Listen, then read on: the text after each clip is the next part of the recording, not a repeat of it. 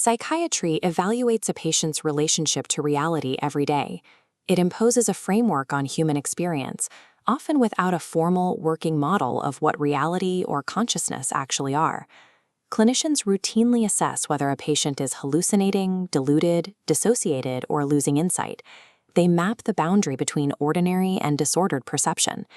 Despite this daily responsibility, psychiatric training rarely provides an explicit theory of reality construction.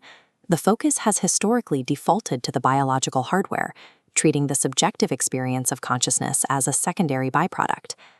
This leaves the discipline relying on a tacit ontology, an unstated assumption that there is a single objective reality, a normal range of consciousness, and pathological deviations from both.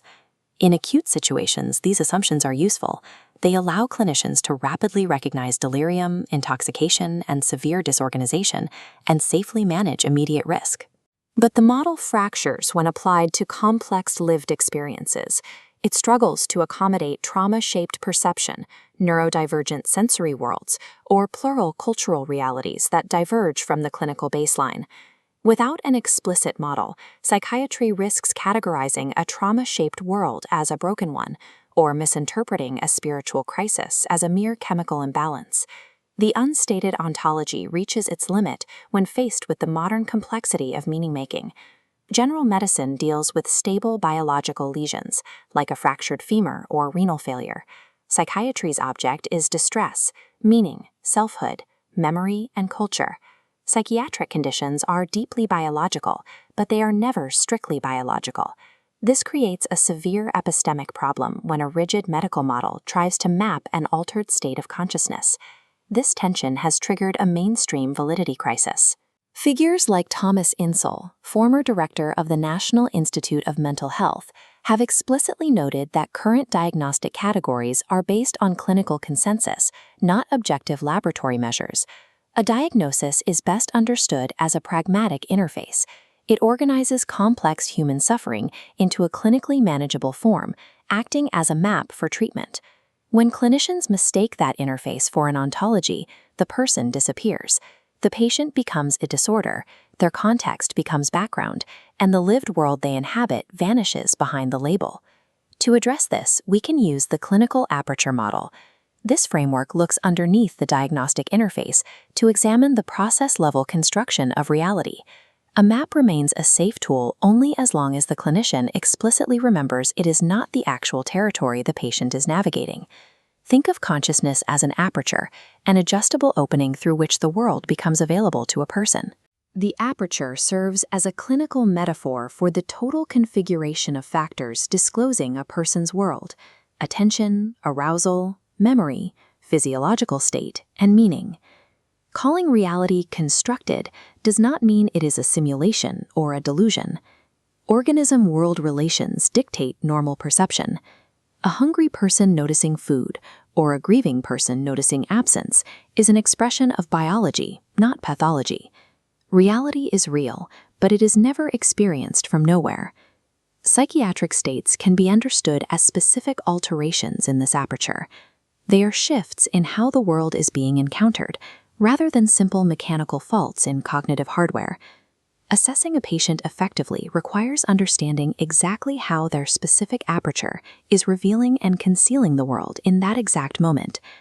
Reality testing in psychiatry is frequently treated as synonymous with a patient agreeing with a clinician's interpretation. This creates an institutional danger. Insight can easily degrade into a velvet-gloved compliance test, measuring obedience rather than health. We can replace that flawed metric with a much more specific one: corrigibility. Corrigibility is the capacity of an experience or belief to remain open to revision. It includes the ability to doubt, to sleep, to remain embodied, to consider alternatives, and to safely coordinate action with others. Consider two patients experiencing identical, unusual, symbolic beliefs. One can speak about them with humor, sleep 8 hours, and pay their bills. The other is sleepless, isolated, terrified, and driven to dangerous action. The content of their thoughts is identical, but their clinical risk is different. The problem is not unusualness alone. The problem is loss of flexible return. Tracking the capacity for flexible return provides a precise measure of a patient's connection to the shared world, moving beyond the simple metric of whether they agree with their clinician. A widely open aperture, filled with rich or unusual meaning, is not inherently pathological. We can map the mechanics of meaning-making through the image of a river and its banks. The river is the internal flow of salience, emotion, and perception. The banks are the regulatory structures that keep that flow productive: sleep, hydration, bodily grounding, and relational contact. When these structures are intact, a patient experiences banked elaboration. Their internal world can be intensely symbolic and creative, but it remains safely anchored to physical and social reality. Danger emerges in unbanked elaboration. This occurs when sleep collapses, social contact falls away, the body is ignored, and meaning-making accelerates into an unregulated flood. Severe psychiatric crisis is rarely caused by the richness of the ideas themselves. It is caused by the collapse of the physiological and relational banks holding them. The Aperture model gives clinicians a precise way to formulate patient states across rigid diagnostic boundaries. Depression operates as a narrowed future aperture, where possibility disappears and time slows. Anxiety is a threat-weighted aperture, where neutral ambiguity is processed as physical danger. Trauma is a past-in-present aperture, where the body remains organized around historical threat. Mania is a flooded, accelerated aperture, where salience outruns regulation. Psychosis functions as an altered world disclosure with aberrant precision weighting. Dissociation is a closed or fragmented aperture, protecting against unbearable affect.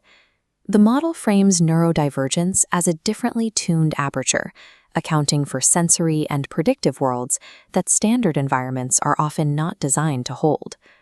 Reality construction, once mediated by relationships, is now shaped by large language models. These systems enter recursive dialogue, actively organizing a person's experience. To address this clinically, we have to bracket the metaphysical debate entirely. The medical question is not whether the AI is conscious. The critical question is what the AI is actively doing to the patient's aperture. This interaction has a dual nature. It can be banked, helping a patient organize thoughts and reflect, or through systems sycophancy, it can become dangerously unbanked, over-validating unusual beliefs, simulating certainty, and amplifying isolation without fatigue.